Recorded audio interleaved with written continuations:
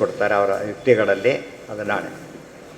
ಓಂ ನಾರಾಯಣಂ ಗುಣೈಸ್ಸರ್ವೈರುದೀರ್ಣಂ ದೋಷವರ್ಜಿತಂ ಜ್ಞೇಯಂ ಗಮ್ಯಂ ಗುರುಂಶ್ಚಾಪಿ ನತ್ವಾ ಸೂತ್ರಾರ್ಥ ಉಚ್ಯತೆ. ಏನೇನಾಯ್ತು ಈಗ? ಓಂ ಆಯಿತು, ಅಥ ಆಯಿತು, ಅತಃ ಆಯಿತು, ಆಮೇಲೆ ಜಿಜ್ಞಾಸ ಆಯಿತು, ಕರ್ತವ್ಯನೂ ಆಯಿತು. ಅದು ಮುಖ್ಯ ಉಳ್ಕೊಂಡಿದ್ದೇನೋ ಬ್ರಹ್ಮ ಅಂದರೆ ಯಾರು ಅದು ಆಯಿತು. ಏನಂತ ಹೇಳಿದರು? ಬ್ರಹ್ಮಶಬ್ದಶ್ಚ ವಿಷ್ಣುವೇವ, ಬ್ರಹ್ಮ ಅಂದರೆ ವಿಷ್ಣು ಅಂತ ಹೇಳಿದರು. ಈಗ ಅದನ್ನು ಪ್ರೂವ್ ಮಾಡಬೇಕು, ಮಾಡ್ತಾಯಿದ್ದಾರೆ.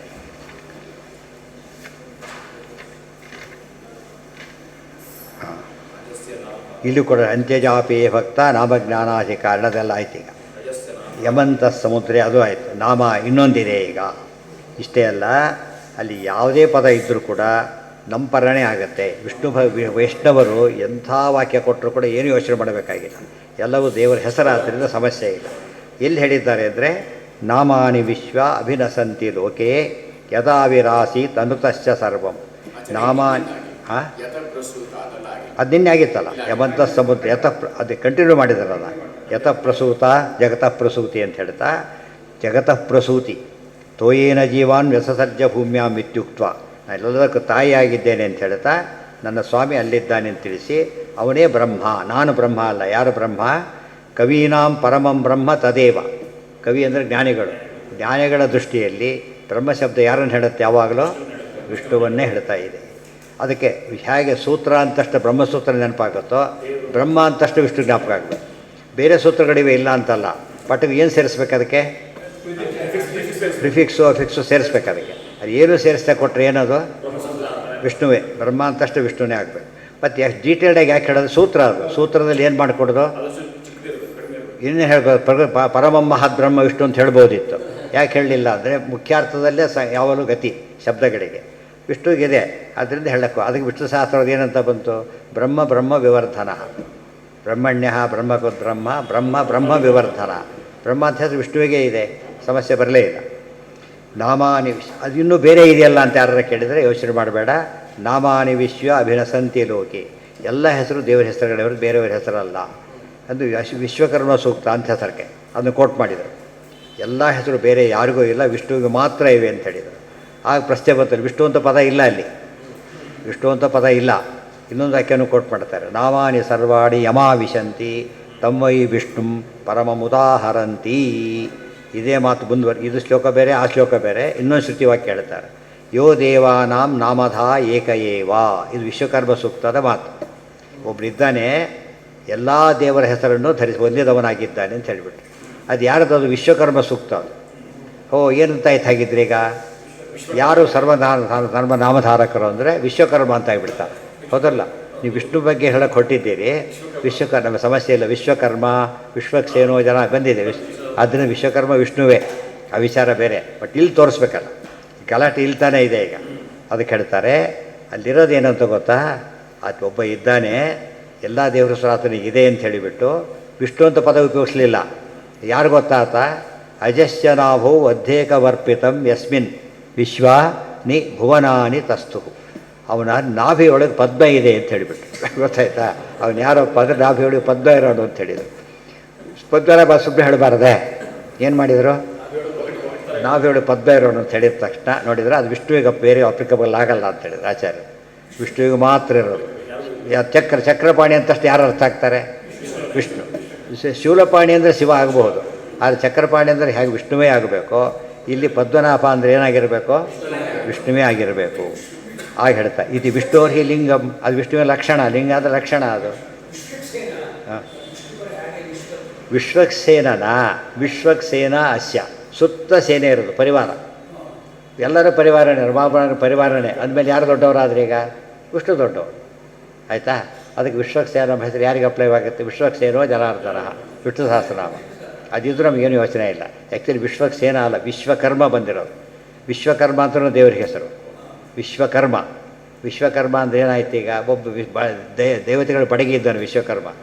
ಇಂದ್ರಪ್ರಸ್ಥ ಕಟ್ಟಿದ್ದು, ದ್ವಾರಕ ಕಟ್ಟಿದ್ದೆಲ್ಲ ವಿಶ್ವಕರ್ಮ. ಆ ವಿಶ್ವಕರ್ಮ ಅಲ್ಲ. ಇಲ್ಲಿ ಅರ್ಥ ಏನು? ವಿಶ್ವ ಅಂದರೆ ವಿಶ್ವಂ ಅಸ್ಯ ಕರ್ಮ, ಇಡೀ ಜಗತ್ತು ಜನ್ಮಾದ್ಯಸ್ಯ ಯತಃ ಅಂತ. ಇಡೀ ಜಗತ್ತು ಅವನ ಕೃತಿ. ಈ ವಿಶ್ವಕರ್ಮ ಮಾಡಿ ಬಡಿಗೆ ಅಷ್ಟಾಯಿತು, ಉಳಿದೆಲ್ಲ ಮಾಡೋದಿಲ್ಲ.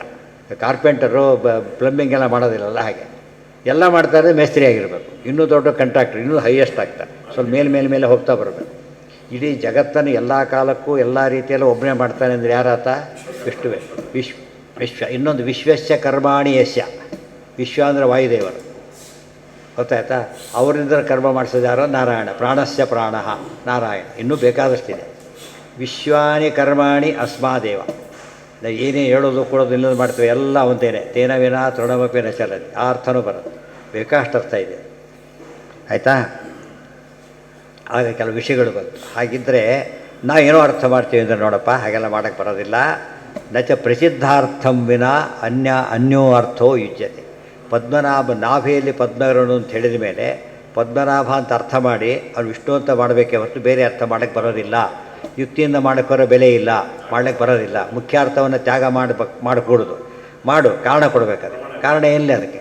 ಈಗ ಸರ್ವಶಬ್ದ ವಾಚ್ಯತ್ವ ಈ ವಿಶ್ವಕರ್ಮ ಅನ್ವಯ ಮಾಡೋಕ್ಕೆ ಬರೋದಿಲ್ಲ, ಬೇರೆ ಅರ್ಥ ಮಾಡಬೇಕು. ಯಾಕೆಂದರೆ ಇದೆಲ್ಲ ಅಲ್ಲ ಆಯಿತಾ, ವಿಷ್ಣು ಮಾಡೋಕ್ಕೆ ಕೊಡೋ ಸಮಸ್ಯೆನೇ ಬರೋದಿಲ್ಲ. ಆದ್ದರಿಂದ ಮುಖ್ಯಾರ್ಥ ಕೂಡಿದಾಗ ಏನು ಮಾಡಿಕೊಡೋದು? ಮುಖ್ಯಾರ್ಥ ಮಾಡಬಾರ್ದು. ಮುಖ್ಯಾರ್ಥ ಕೂಡದೆ ಹೋದಾಗ ಮಾಡ್ಬೋದು. ಕೂಡುತ್ತಲ್ಲ, ಮತ್ತೆ ಚೇಂಜ್ ಮಾಡ್ತೀನಿ ನೀನೀಗ. ನೀನು ಮಾಡೋ ಅರ್ಥಕ್ಕೆ ಕೂಡೋದಿಲ್ಲ, ನಾನು ಮಾಡೋ ಅರ್ಥ ಕೂಡುತ್ತೆ ಅಂದಮೇಲೆ ಇದೇ ಸರಿಯಾದದ್ದು. ಅದಕ್ಕೆ ಇನ್ನೊಂದು ಕೊಟೇಶನ್ ಬೇರೆ ಕೊಡ್ತಾರೆ. ಅಜಸ್ಯ ನಾಭವು ಇದೇ ಶ್ರುತಿ ಇಟ್ಕೊಂಡ್ಬಿಟ್ಟು ಸ್ಕಂದ ಪುರಾಣ ಹೇಳುತ್ತೆ. ಅಜಸ್ಯ ನಾಭವು ಶ್ರುತಿ ಇದೆಯಲ್ಲ, ಅಲ್ಲಿ ಪ್ರಸ್ತಾಪಿತನಾದ ವಿಷ್ಣು ಇದ್ದಾನಲ್ಲ ಅವನೇ ಪದ್ಮನಾಭ ಅಂತ ಕನ್ಫರ್ಮ್ ಮಾಡ್ತಾ ಇದೆ. ಯಾವುದು? ಅದು ಇಬ್ಬರಿಗೂ ಸಂಬಂಧ ಪುರಾಣ. ಸೊ ಅದೇ ಇಂಟರ್ಪ್ರಿಟ್ ಮಾಡಿಬಿಟ್ಟಿದೆ. ಅದೇ ಜೀವೋಗೆ ಅದೇ ಎಕ್ಸ್ಪ್ಲೇಷನ್ ಕೊಟ್ಟಾಗ ಬೇರೆ ಏನು ಮಾತಾಡೋಂಗಿಲ್ಲ. ಅಜಸ್ಯ ನಾಭೌ ಅಪಿ ಇತಿ ಯಸ್ಯ ನಾಭೇಹಿ. ಅಜಸ್ಯ ನಾಭವನ ಶ್ರುತಿಯಲ್ಲಿ ಯಾರ ನಾಭಿಯಿಂದ ಪುಷ್ಕರಂ ಲೋಕಸಾರಂ ಕಮಲ ಹುಟ್ಟಿ ಬಂತು. ಅವನ ನಾಭಿಯಿಂದ ಕಮಲ ಬಂತು. ಹೆಸರಿಗೆ ಕಮಲ ಏನು ಗೊತ್ತಾ? ಅದು 14 ದಳದ ಕಮಲ. 14 ದಳದ ಕಮಲ ಅಂದ್ರೇನು? 14 ಒಂದೊಂದು ದಳಕ್ಕೆ ಒಂದೊಂದು ಲೋಕ.